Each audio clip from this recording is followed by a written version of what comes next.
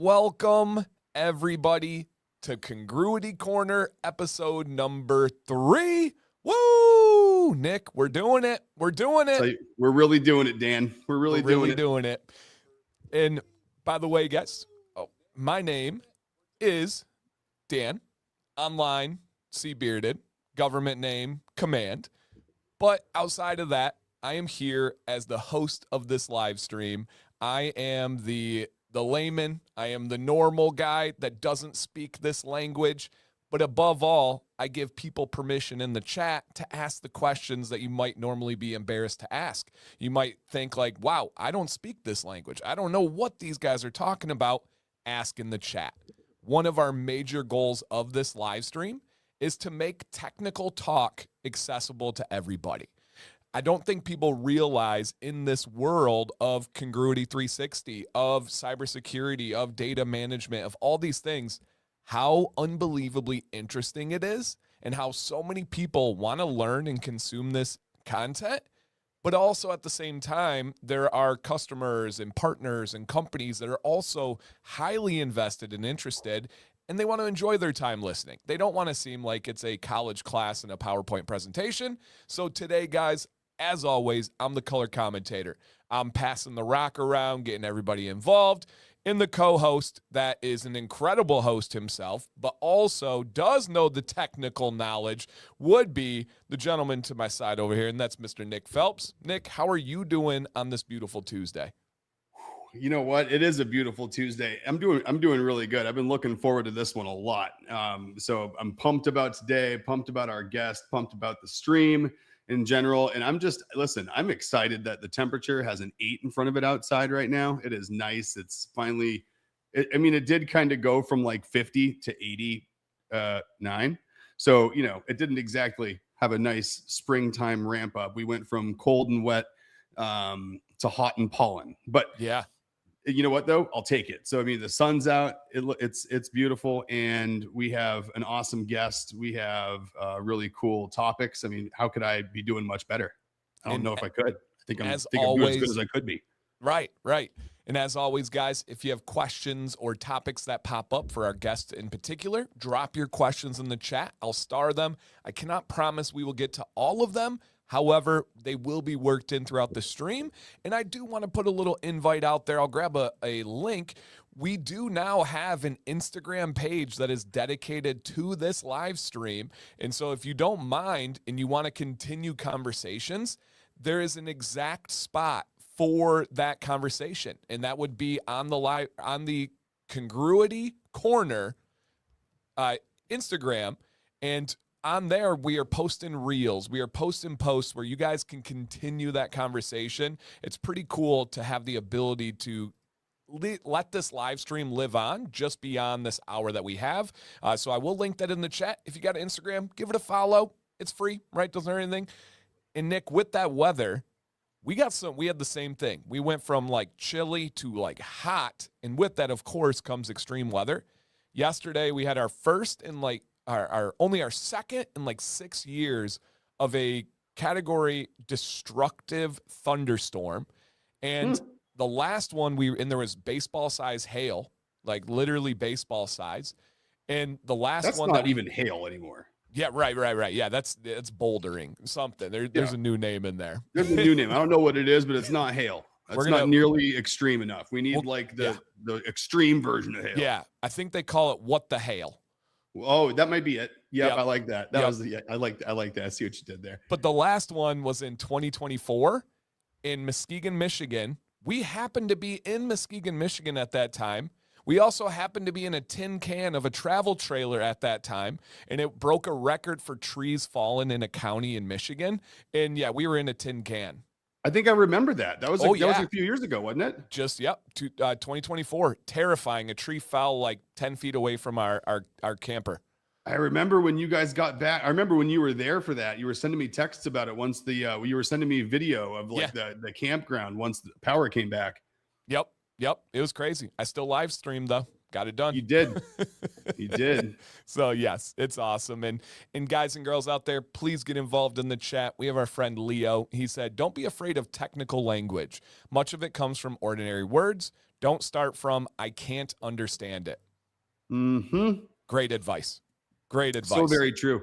We have people that, believe it or not, come to this stream that just kind of like hanging out on 2 o'clock on Tuesdays, and they're not actually even technical people. So if you're sitting here going, I don't know if this is for me or not, stand by. It probably will be, especially because I think half of the questions, all the questions that our guest today knows about are mostly technical questions. But the ones that he doesn't know about, the ones that I have written down here that I didn't send in the group chat, are all completely non-technical questions that have to do with what he does, and they all come from non-technical people in the community. So I think you're gonna be pleasantly surprised that we have some content for everybody here. Absolutely. And before we bring our guest Pete in just a moment here, Nick, I feel like we should at least acknowledge this, because I think there's some people that come in, they're like, what is this? What's this about? Clearly, you guys can tell this is not anything that's pushing sales. This is not a pressure-filled thing. This is not like sit down and take notes in a class. This is content. This is information. This is fueling the industry. But Nick, what is Congruity 360?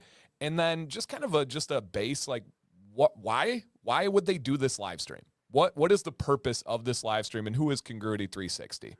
Well, Congruity 360 is it's a primarily focused on data tagging and data security, and their main product is a product called Classify that basically it focuses on just that.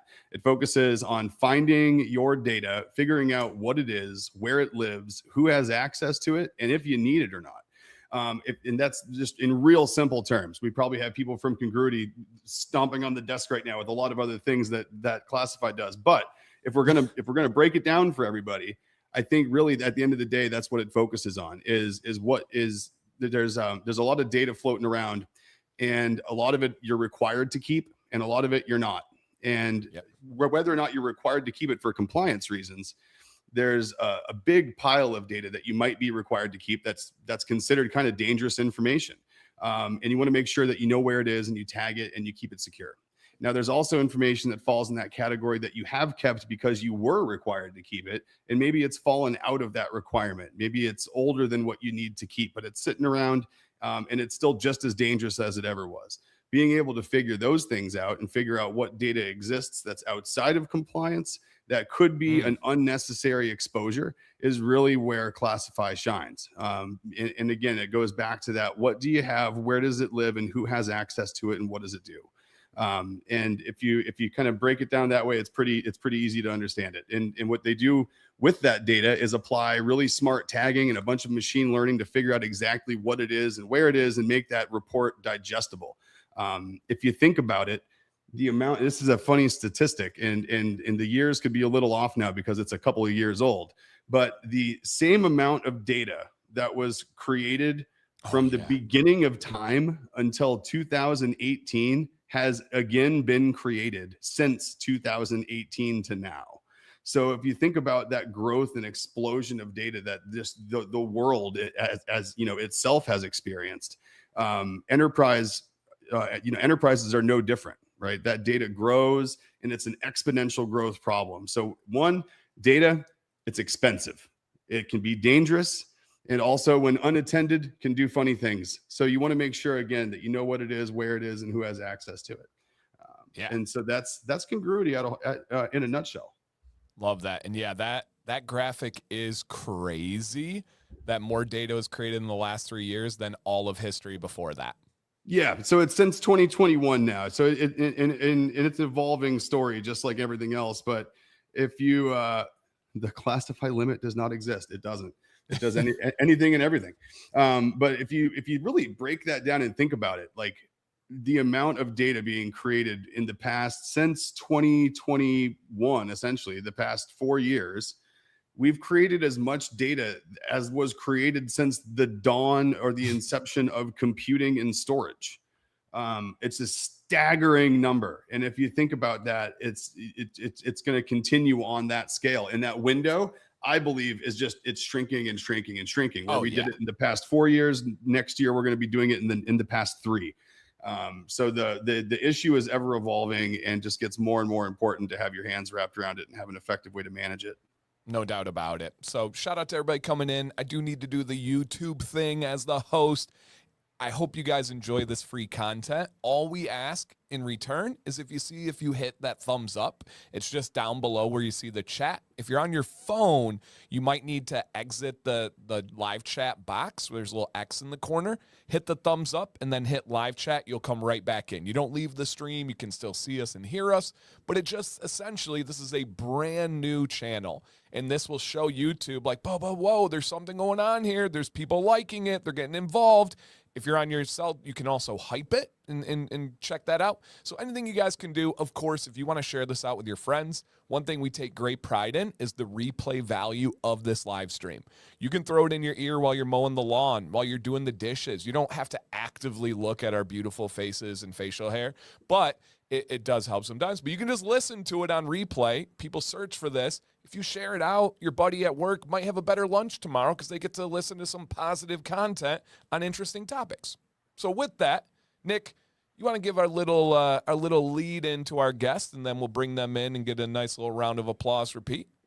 Oh, yeah. So if Congruity 360 focuses on data security and knowing what data you have and where it is and what does it do, like we just talked about, there is no one that I personally know better that can really speak to the importance of just that than Pete Harris. So Pete, so first of all, I've worked with Pete for, the better part of 10 years, I guess now, probably, I don't know, maybe around 8 years.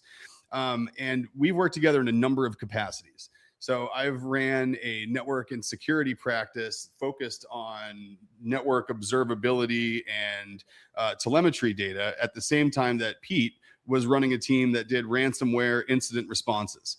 And so Pete and I would work together quite a bit to be able to figure out who talks to what and how on a network.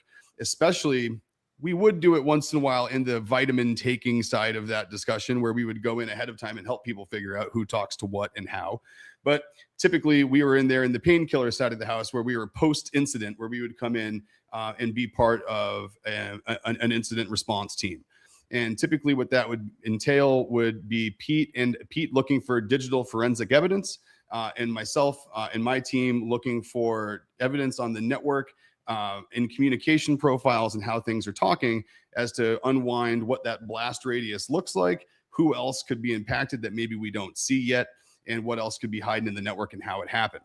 So that's what Pete and I together focused on. And Pete on the data and in software security side of the house there, he's he likes to say that's where he spends most of his time, but he's a bit of a network guy. He's a developer.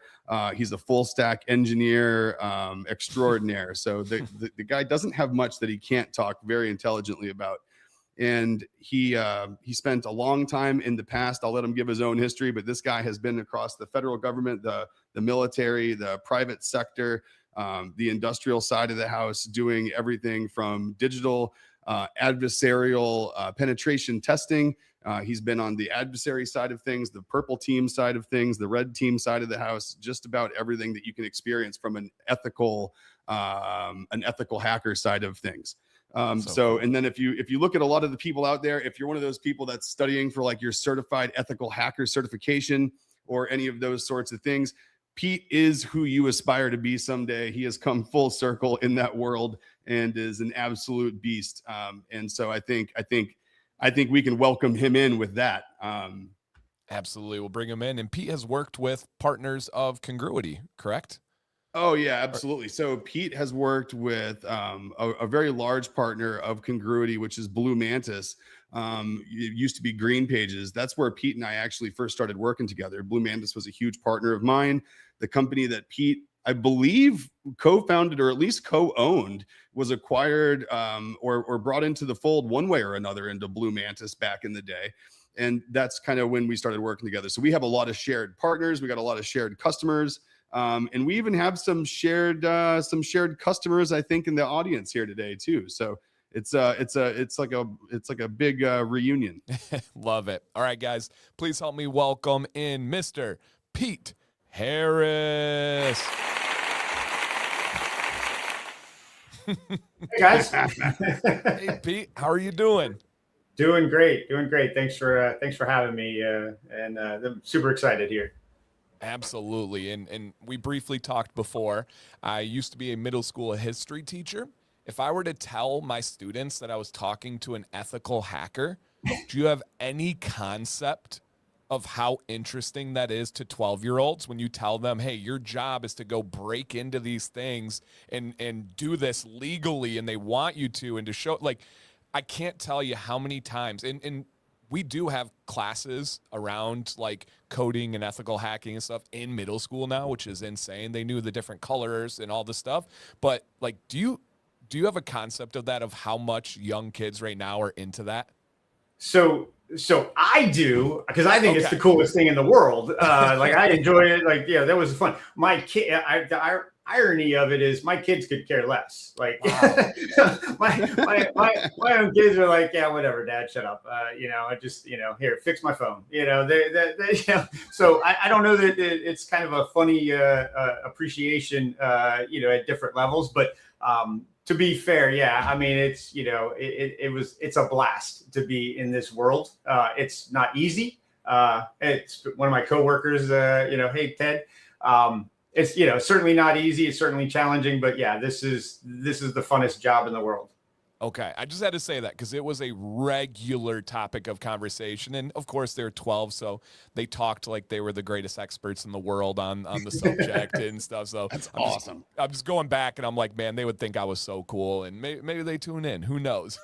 But with that said, Nick gave a beautiful lead in, but Pete, do you want to just give a quick kind of journey of where you were in the process and then kind of where you're at right now so people out there can understand? Yeah, absolutely. So, most of my career in cybersecurity anyway, started, I was a contractor for the U.S. Army.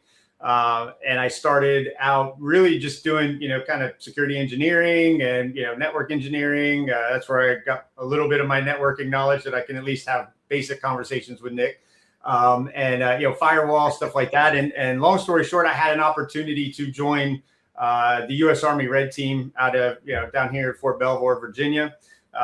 And much like your 12-year-olds, I was the same way. Like, this was the coolest job ever. I get to travel around the world and break in and do illegal bad things, and I get paid for it, and I'm allowed to do it. So cool. And so, yeah, it was an awesome time. I ended up getting hired, going through an interview process. I got hired.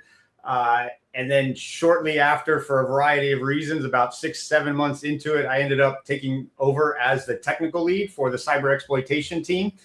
The way the military sets up their red team, or at least the Army red team, was you had physical access, what they call the close access team. You had the cyber exploitation team. You had electronic warfare, intelligence, fusion, things like that. There was a kind of a large subset of groups brought together that would go out and do this adversarial emulation based off of threat intelligence. And basically any military installation in the world, those are potential targets for us. So got to go to some really cool places that normal people don't get to go to. And so again, did that for almost 8 years. And then I got out of that. That was at the time when cyber started becoming cool, and we had Cyber Command and our cyber, and honestly, the military was going towards they wanted all, soldiers, Marines, airmen, and to take these roles, not contractors. So I went and started, I worked for another company and started, my own business unit that did red teaming and pen testing, and did a lot of work for the Navy. I got to do some red teaming with the Navy, which was, again, a totally different experience when you're going after, typical, physical locations versus Navy fleets, and ships and things like that. And so that was another, exciting transition and a lot of fun. And then also did work with CISA and, kind of your typical cyber organizations in the federal government. When I left there, I made a conscious effort that I needed to go to the private sector because I had spent so much time in the federal government, doing, variety of work. And I really wanted to kind of experience the same thing in the private sector to see, Is it better? Is it worse? Is it different? How is it different? Kind of hone my skills. So I made a conscious effort to do that, which is, again, where I met Nick. I wasn't a co-owner. I worked for Arcus Risk, which was with a friend of ours, Rob. And I got to do a lot of things outside of just the pen testing, and got involved with incident response, which is, I kind of fell into that, and found that having the experience on the offensive side for so many years, it did give me a little bit of a leg up when I started investigating and looking at what bad guys were doing and ransomware gangs or cyber threats were doing. And so I did that. And then we got acquired by Blue Mantis, and did a lot of stuff there on their SOC and security operations, creating incident response, doing threat hunting, basically all the things on the other side. And then it came to a time where I wanted to go back to the government. I wanted to go back to the federal space, and I got an opportunity to go back with some folks that I had worked with over the years, in a couple different locations. We're here at a company called Mavericks. And so I came over there, and then we were acquired and turned into an organization called Revolutional, which is where I am now as the head of cyber operations, as part of their cyber center of excellence, and work with hopefully some people that are watching this podcast now. So sorry, I was a little long-winded, but how I got from there to here. Every step is incredible, though. Like, you're with the military, then you move to the Navy, then you're on the private side. Okay, so my kids play soccer, right? And we go to places. People are like, hey, what do you do? And I do like 17 different things, but I just say YouTube because I can't have an hour-long conversation. What do you say in those quick elevator pitches of, hey, Pete, nice to meet you. What do you do? Cybersecurity. I just kind of keep it there. It's cybersecurity because, and again, it's so broad. And, I tell people all the time, and Nick can talk to, and probably some people on our call, like, it was, information security, network security. Yeah, I'm a tech. Yeah, that's about it. But it was, yep. Network security, information security, and then it became cyber. And then now, like, what is cyber? And it really is everything, right? Yeah. So, at the end of the day, cybersecurity really is anything. Everything, it involves it, whether you're doing development, whether you're doing networking, whether you're doing, system administration, whether you're doing, whether you're doing pen testing, whether you're doing it is everything. It kind of keeps it broad. And then if we want to talk specifics, we'll see how long the elevator pitch lasts. All right, I just go with technologist these days. You have to literally pick like a word or like two words. It's like cybersecurity or technologist, or you have to just come up with something that's quick and easy. And if someone's going to ask more, then hey, that's on them. Like, I'm tired of being the over talker with the title. It's we'll just leave that, and then it's their fault, right? Absolutely. Right. Oh, man, I have 38 questions that are just rushing to my head. So, Nick, I'm going to pitch it to you to get on course, because this will get carried away if I'm left to my own devices, because I'm not exaggerating. I'm not putting on a show. The concept of your life and your journey, I just, especially thinking about everything today and oh my gosh, this could be a very long live stream. So, Nick, I'm passing it. Yeah. So, you saw the list that I sent over earlier. There's not a chance we're getting through all of these things, but that's okay. Nick, there's a pen and paper in front of him. Some things never change. Yeah, exactly right. What's funny is I still do like taking handwritten notes in certain situations. And what it is, there are situations where I don't want to appear as though I'm not paying attention. And it's kind of funny because I'm typing all day. Like, I wake up obnoxiously early, 3-4 in the morning, and I'm like just typing all day ever since I wake up. Right. So in my mind, if I'm typing, I'm probably not paying attention. So I figure, if I get out a pen and I write, that can maybe show that I'm not just sitting there coding on something or talking to Claude while I'm sitting here in a conversation with people, which is entirely possible, by the way. So, but no, I think, so thanks for that, Leo. Yes. Some things never change. So, God, we could literally talk forever on just one of the points that you brought up. I mean, working with the Navy, I used to do, missile guidance systems and telemetry data for missile guidance systems on submarines for the Navy through a public contractor that I worked for. And I bet, God, what time frame was that? That was probably about when I was working with an external contractor that was brought in with the Secret Service. We were probably back in like 2002 to 2004 timeframe. So I'm thinking it's like right around the time that you were probably working with the Navy too, or at least close to it. So I mean, probably working a little before, yeah, but all the same, but understand too that the evolution of Navy technology doesn't go at the speed of light either. So probably a lot of the technology was still around 5-10 years later, or longer probably. So especially in that space. There was definitely the same Cisco chassis switches running in those submarines when you were working on those 10 years after I was, for sure. Probably. Yeah, but I mean, dear goodness, you talk about like the shared kind of the path here.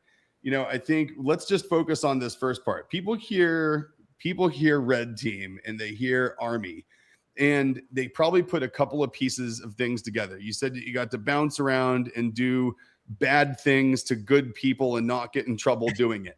And I think it's a perfect entryway into what we're going to talk about later and how this is going to lead in. So being part of Army Red Team, right? Adversarial teams, and what people immediately think of is probably a little different, right? Because the movies have painted like a picture of what that must look like in most people's minds, right?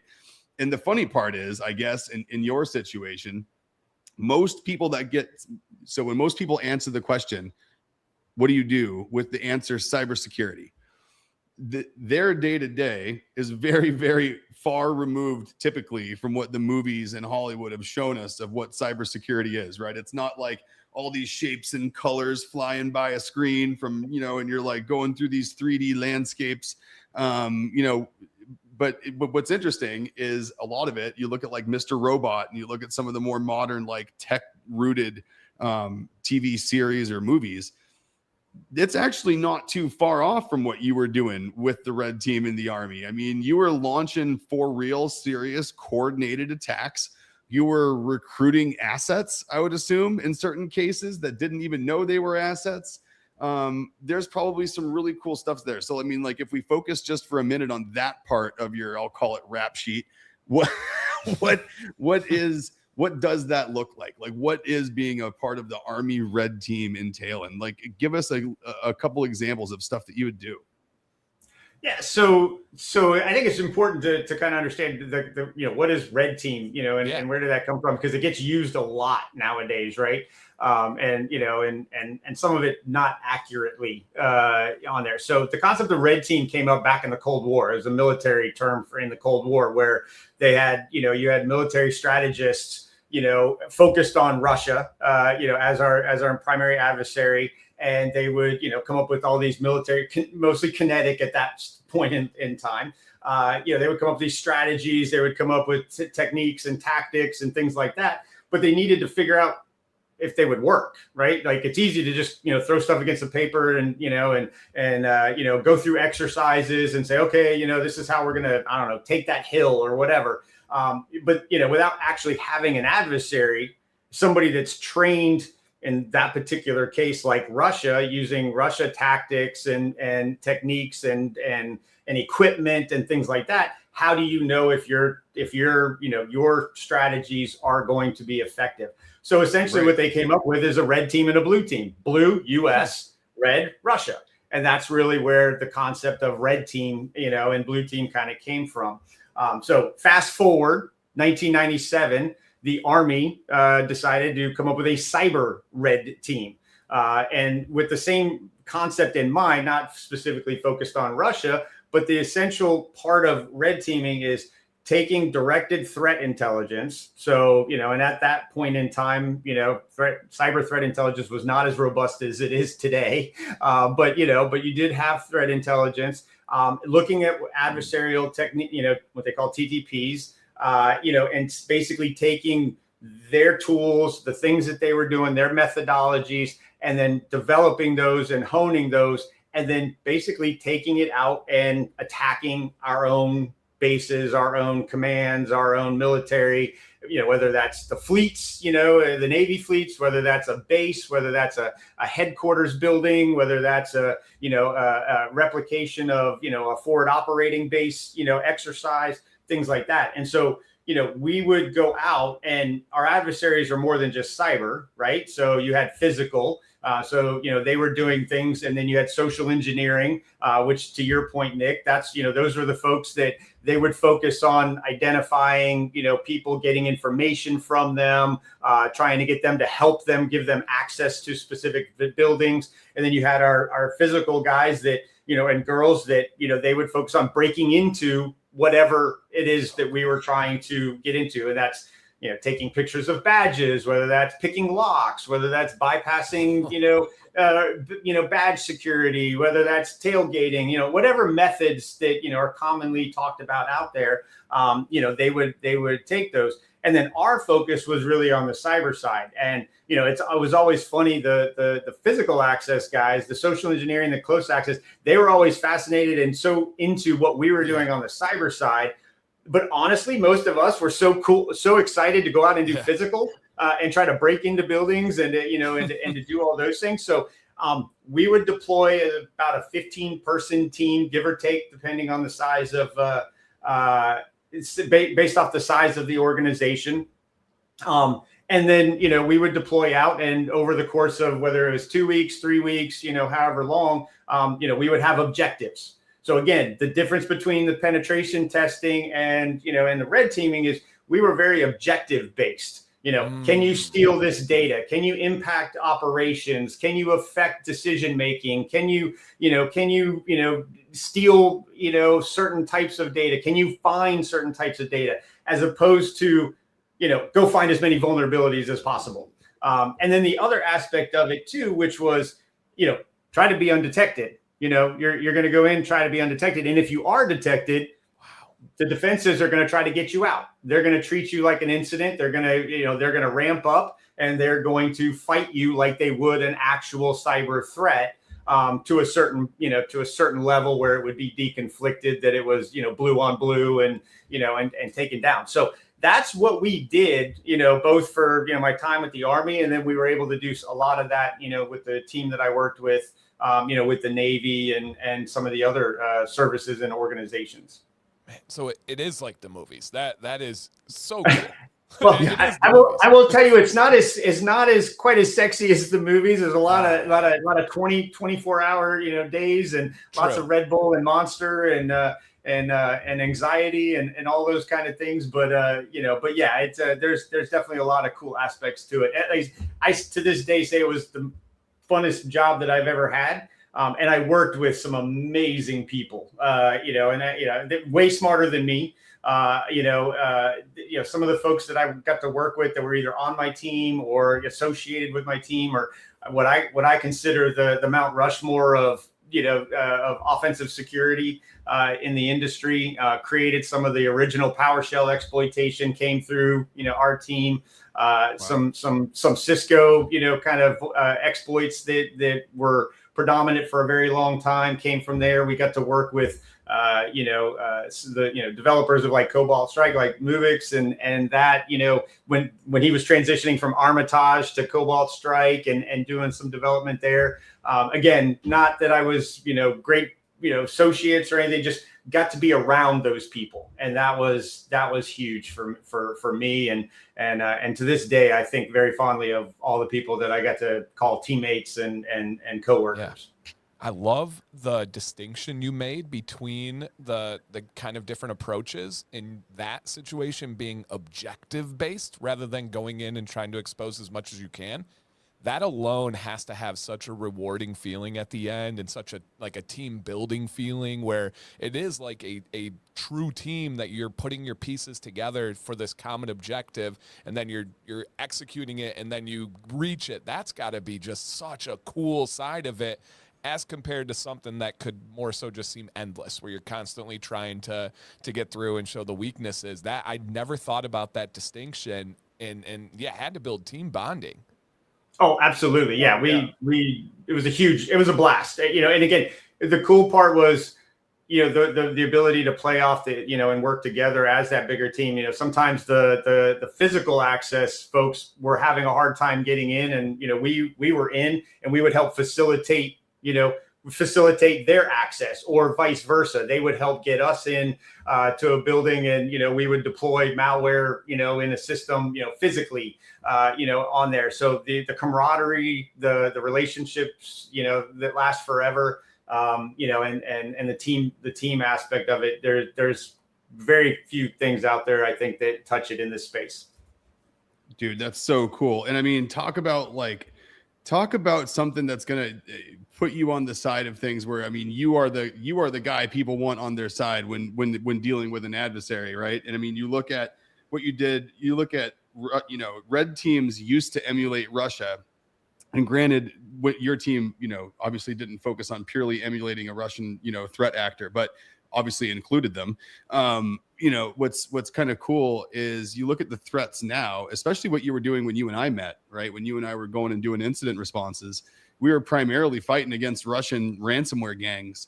And I mean, talk about a perfect, training ground. Like we were saying before we jumped on here, before we went live, is that everything that you've been doing all these years, literally, where if you could make a training class to do what you do now, it would be the ideal curriculum of what you've done so far leading up to this. I mean, it's literally, you can't get better training to fight against Russian ransomware gangs than emulating Russian ransomware gangs against the federal government. I mean, you really don't get much better practice than that.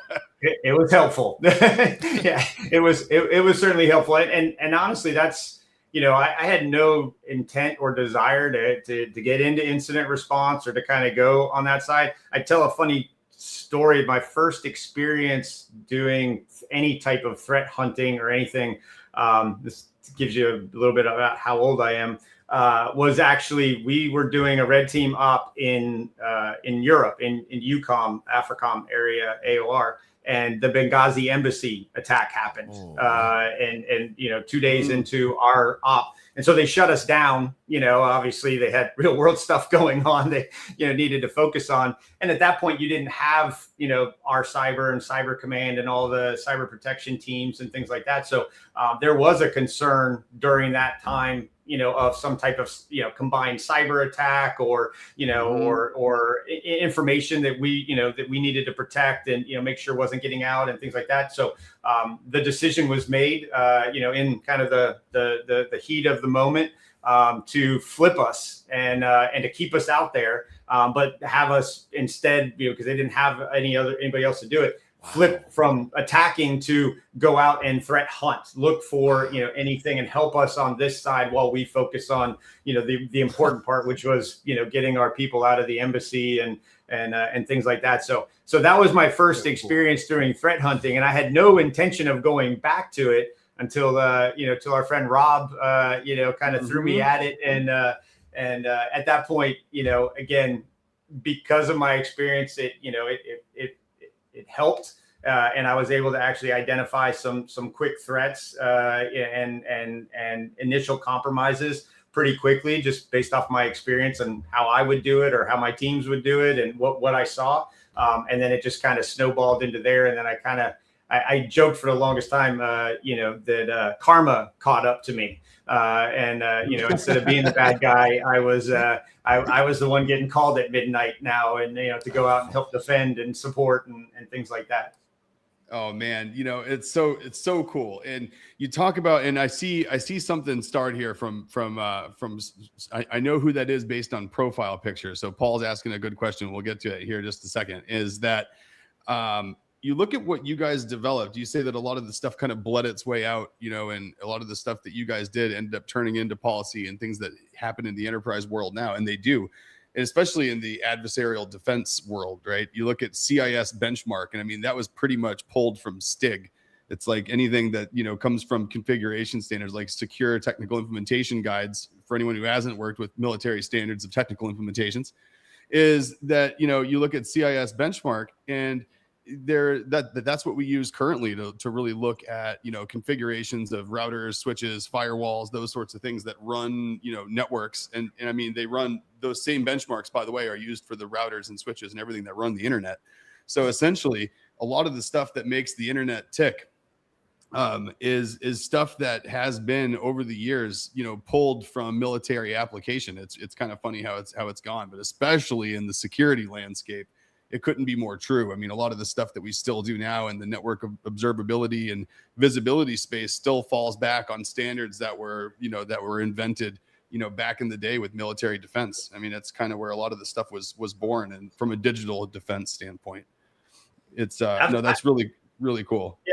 No, it's true, and I can vouch for that in a little bit of a different way. Is that, again, I kind of went from federal government, Department of Defense, Department of War, to the private sector, and then kind of migrated my way back. And yeah, it's taken me a while to, like, when I went to the private sector, like the things that were being discussed and that were kind of forward and front were things that we had been dealing with for, years before. And then when I transitioned back, it was like, oh my God, I got to do some catch up, because the things that we were dealing with. So to your point, it's not in a bad way, but to your point, Nick, is the federal government, with all its, challenges, that it has, it really is still, I'm trying to, not going to get, any deeper than that. You're doing great. It really is. It is thinking farther ahead than the private sector. And it's fortunate you have organizations and agencies, and that stuff is trickling back out to help the private sector as well. And I will say too, one thing that has changed a lot in, let's just say, the past 5 to 8 years is I do see a lot more industry embedded into the federal government as well, which is helping with some of that cross-pollination of information and data and sharing, and hopefully expediting the level playing field between the private sector and the public sector. Yeah, the world's getting smaller. That's for sure. It's getting smaller in a lot of ways. And actually, Paul's question is a great segue into the world getting small there. The hostile assassin question that popped up is, in this may or may not be a sneak peek to our guest next week, guys. This is coming from Paul. He says, how much should AI automate remediation and port shutdowns, blocking IP, black holing routes at the edge, etc.?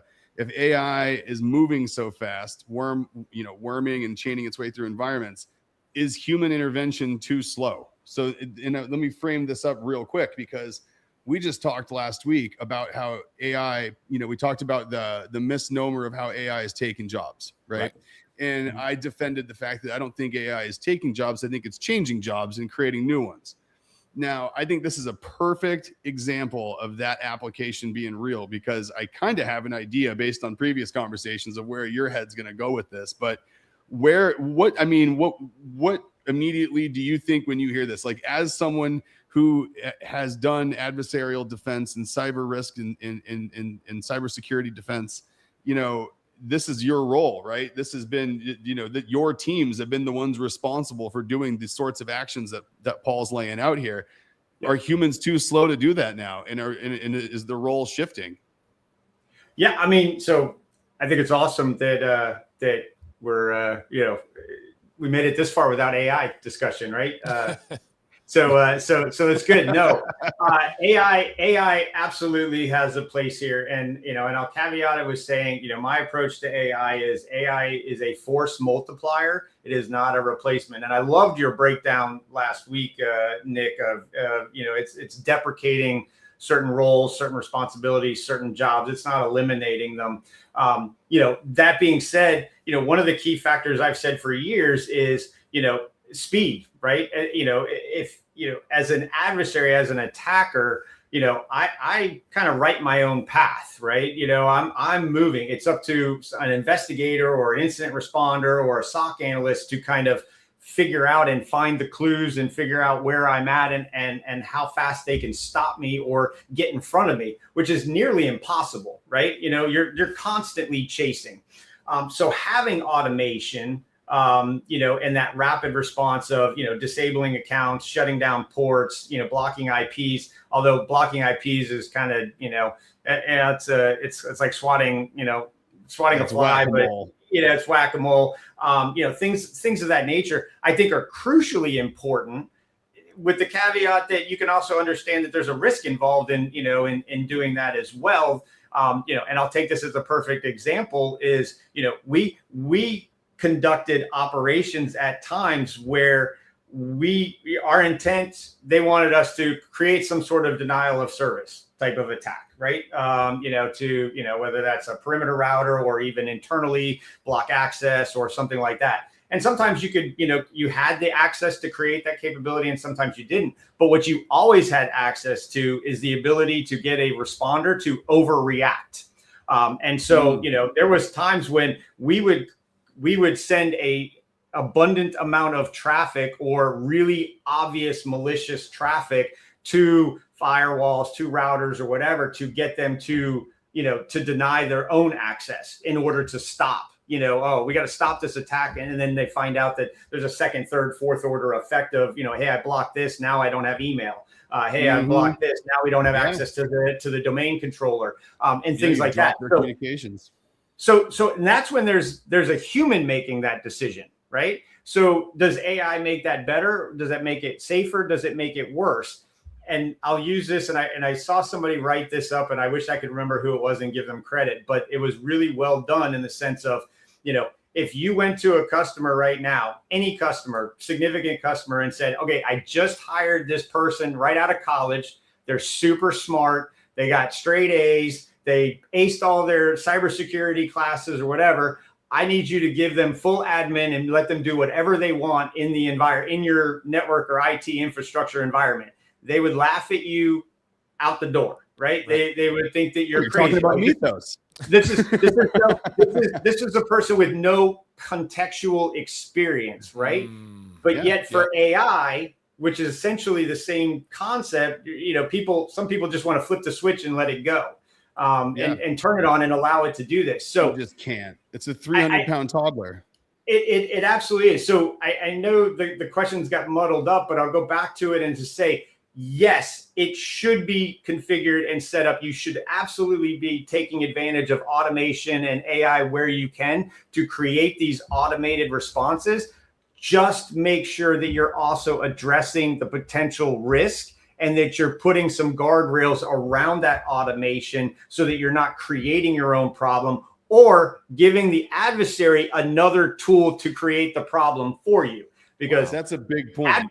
Bad guys will use your tools against you 9 times out of 10, right? We all heard living off the land for the past 15 years, right? That hasn't changed. One of the first things an adversary will do prior to or once they get a network is what are you using? What tools are you using, right? The ransomware gangs now, the most common remote access tool they use is some of the RMM tools that they use at the help desk, Ninja RMM, or pick any of them out there. I'm not just pulling out theirs.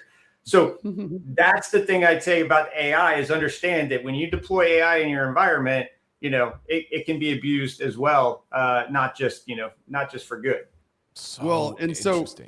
Yeah, it is. And you said like 20 really, really interesting things there. And one of them that really stands out is, emotional overreaction and those sorts of things. Like when Paul's asking, is AI well suited at that job? And you say humans overreact. One thing AI is great at is being completely emotionless, right? It's true in the high frequency trading world, and it's true in the adversarial defense world and the cybersecurity world. And one of the things I'll point out about cybersecurity operators leveraging AI, first of all, our attackers are leveraging AI. So if we're not, then we're at a severe disadvantage right out of the gate, right? You need to at least be using tools as good as your attacker does. And if you look at humans being augmented with AI, like you're saying, right, is something interesting that I've found is we all know humans are really we're prone to making mistakes, right? We are incredibly creative, but we're terrible stores of accurate information, and we're really bad at doing the same thing the same way more than once. And one of the things that's kind of interesting about AI working with us is that there's another part of our personality that's actually kind of interesting when you look at it from a psychology standpoint when working with AI, and is that we are scared that it's going to take our jobs, right? The global we, the people in the world. And so therefore we are more apt to find mistakes that it makes, right? If you don't like something, you're going to be a whole lot more likely to find when it makes a mistake and point it out. Now, we're not good at finding our own mistakes, right? Because that'd be calling ourselves wrong, and we're really bad at that. But if we remove ourselves from the action taking piece of enforcement, right, or response, then all of a sudden we're left with something that makes emotionless, automated decisions extremely efficiently. And we are oddly apt at finding its mistakes and correcting it and doing course correction whenever it veers off course. So we actually are more of a team than people give us credit for, because the sides of just the way we are by nature of existing are really actually pretty good at working together. Like, we want to find flaws, and we're actually really bad at avoiding them. So if we remove ourselves from that equation and give the enforcement and coding capability to something that is, hey, I mean, that's pretty good. And, I think what that's going to really reduce, if you look at it, is, and it's something that's directly correlated to what Congruity 360 does, is it's going to reduce dwell time, right? It's going to reduce the amount of time. And for everyone out there, dwell time is a terrifying statistic. And it's out there that basically says it's the amount of time that an attacker spends inside of your environment before actually, before launching an attack or compromising your data or disclosing your information to the outside world. So the average dwell time in 2025 was north of 160 days. It's 160 days people spend on average inside of an enterprise network before anyone, much less detects them, before they even launch an attack. Crazy. And that's just gathering intel. So Nick, I'll tell you a real funny. I say funny. It's funny now. It wasn't funny then, especially for the organization. I did an incident several years ago. It was a mid-sized company. And when we got in there and started pulling, forensic data, images, logs, started going through, what we ended up finding, there's a lot of details there, but what we ended up finding is this particular ransomware gang had only been in for about 2 weeks. They'd been in the environment. But what they had done was kicked out the ransomware gang that had been in there for over a year and a half. And so they ended up encrypting the encrypted information that the previous ransomware gang that had maintained access. So our forensics and our investigation got real muddy because we started losing track for a while until we kind of figured out what happened of, one ransomware gang did this, but then what's this other activity that was going on? And when it was all said and done, it took us about 3 weeks to figure it all out and get everything and, and understand, initial compromise, the secondary compromise, which gangs were doing what and all that. But you literally, to your point, you had one ransomware gang knocking out another ransomware gang that had been in there for it was about 18 months, give or take. Dude, that is insane. Look at Maddie, a Russian doll selling ransomware game. Dude, it really was. I remember you and I worked on something that almost resembled that, where we found an attack within an attack. And I tried. It's not. I don't know if that's the one you're talking about. It's not the same one, but it's not as unfortunately, it's not as uncommon as you think, as far as getting multiple attacks. I mean, you have to understand too. There's groups out there that their whole goal is to get access. Right, in any way, shape, or form. A lot of times, it's what's the latest vulnerability? Scan the internet for that vulnerability, take advantage of it, gain access, and then they go sell that access on the dark web. So, and they don't, there's no like, oh, I'm only going to sell it one time. If somebody wants to keep paying for it, so it's potential that there's access that's been sold 30 times, to all these different ransomware gangs, and they're all coming across it at the same time, and so they cross over each other. I found one that was resembling that, and then I have a question that popped up here. Is to that point, I found someone that was out there they created an app to scan for people advertising access for sale. And then they were contracting to ransomware as a service organizations and contracting the ransomware gang. And they were acting as just a broker connecting access for sale and ransomware for malicious activity, and then taking a percentage as literally an adversarial broker of access. Wow. Yeah. They're called that's a access whole brokers. industry now. That's It is. It's a huge. It's a Brilliant. huge industry, and it's a well-oiled machine for the most part too. When you get into like even contacting these ransomware gangs or negotiating with them or whatever, it's like they're very professional, they're very kind, they're very nice. They in a lot of cases they act like they're doing you a service. So think of it as the reverse pen test, right? They come to you and go, "Hey, we pen tested your organization. I know we didn't have permission, but we found a bunch of stuff, so we encrypted your data, so you'll pay us for the pen test." And that's kind of, and that's their morality. That's their morality and how they justify what they're doing. Nick had always told me, he had said in these cases, in these ransomware negotiations, he always said, "Hey, name your favorite like tech company or your favorite corporation." And I would name one and I would say like, "Oh, the company that runs my phone service." And he said, "Yeah, these Russian ransomware gangs have better customer service departments than that tech company does." And I'm like, "What?" And he's like, no, yeah, you call, you have a call tree, you get to a receptionist. And I'm like, the Russian ransomware gang? And he's like, "Yeah, it's a full system," and said the same thing. And I'm like, people don't know this. Like this is absolutely insane. It's nuts. And so, okay. And I don't want to be this guy, but I don't know how we have 5 minutes. Oh, wow.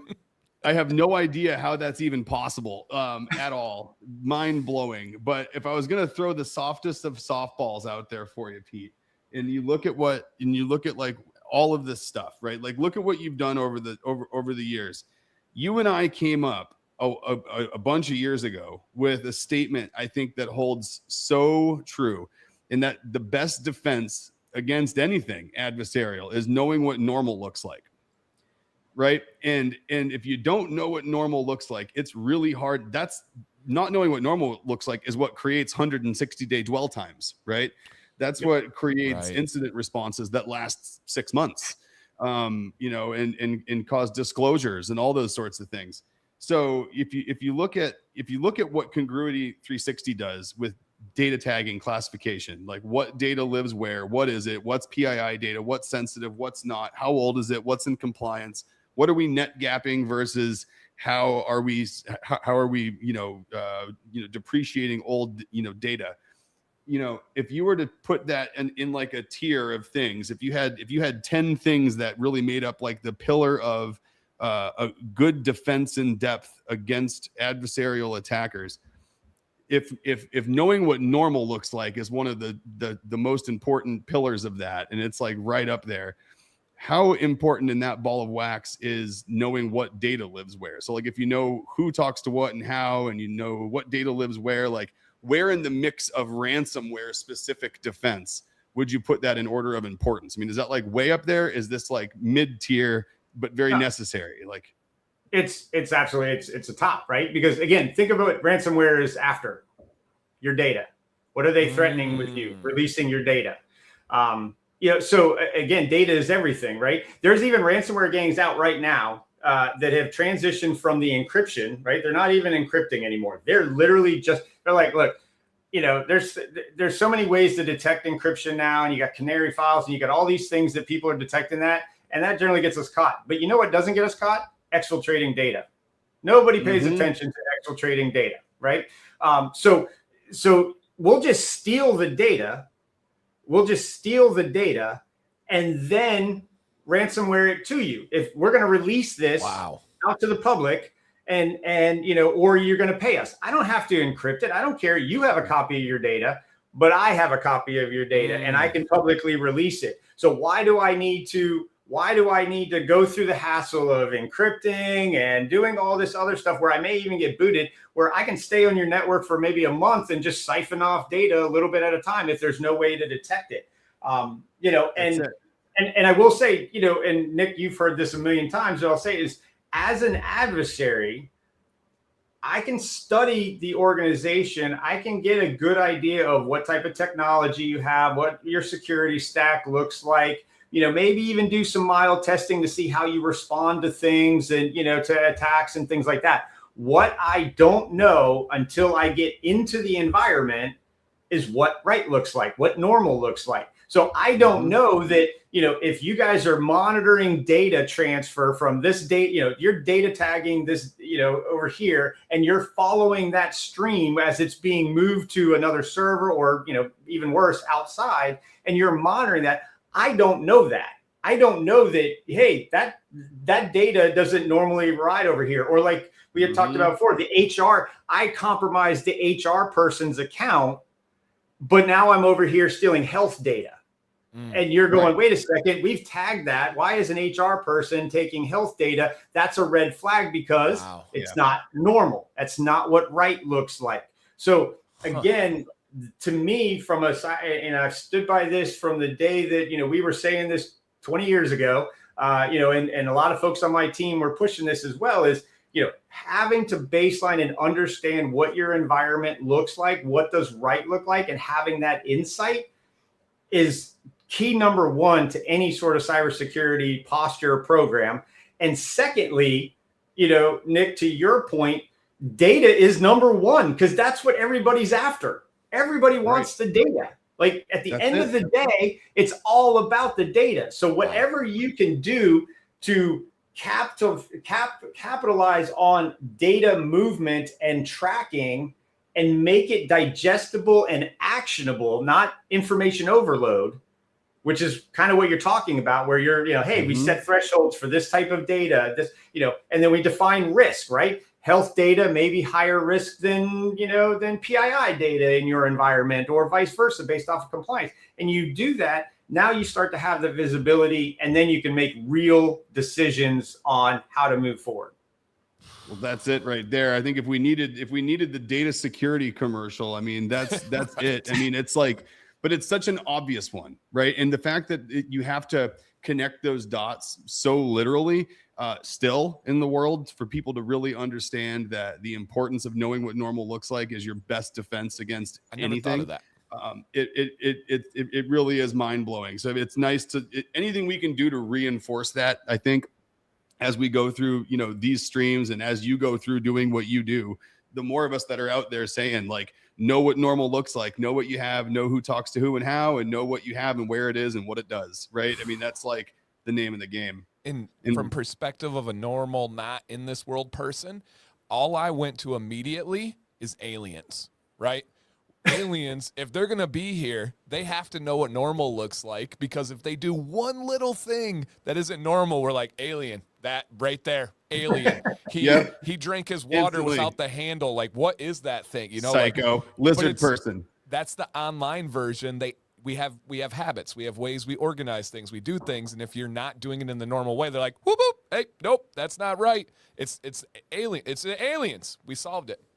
That's it. And it's the same with your immune system in your body, right? Look at how antibodies work. Look at how your immune system works. Look at how we detect things. Yeah. I mean, dude, it's literally the name of the game. And believe it or not, Pete and I have to sit in rooms until we're blue in the face, convincing people that it's actually important to know what normal looks like and to know what is where and where it is and what it does. We still have to convince people of that. Coming from some of the least normal people I've talked to in the last year. All right. Man. I cannot believe, and I feel like people will take that as cliche, but I cannot believe we have to end this right now.